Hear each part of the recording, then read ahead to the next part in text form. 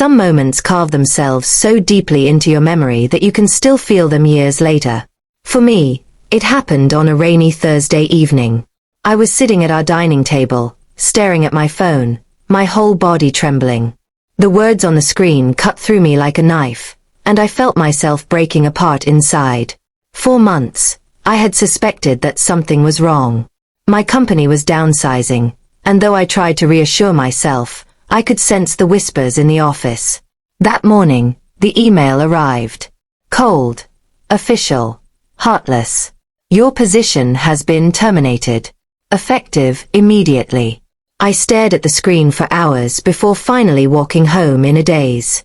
My mind spun with questions. How would we pay the mortgage? What about our kids' school fees?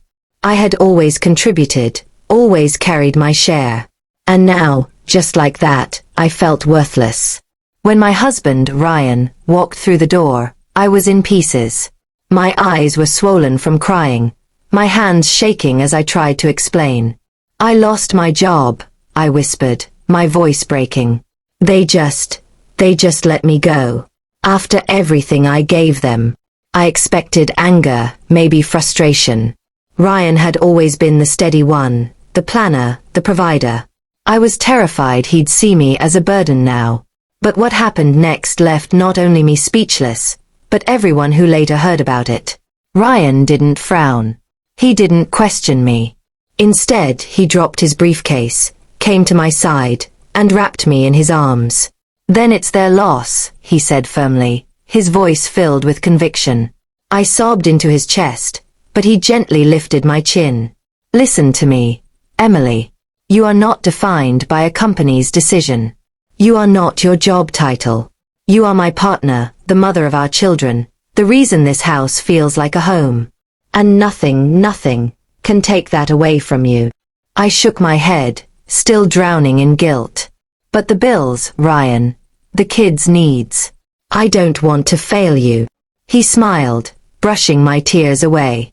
You could never fail me. We're a team. If one of us stumbles, the other carries more weight. That's marriage. That's us. The next day, I still felt hollow, but Ryan surprised me again.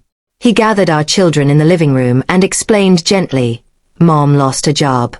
But do you know what that means? It means she has more time to rest, more time for herself, and maybe even time to discover something new she loves. The kids nodded, rushing over to hug me. It's okay, Mom, our youngest said. You're still the best.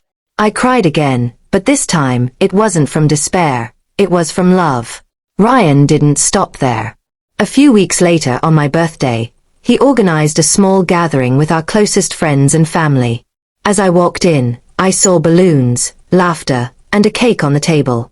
But it wasn't the celebration itself that stunned me. It was what he said when he raised his glass.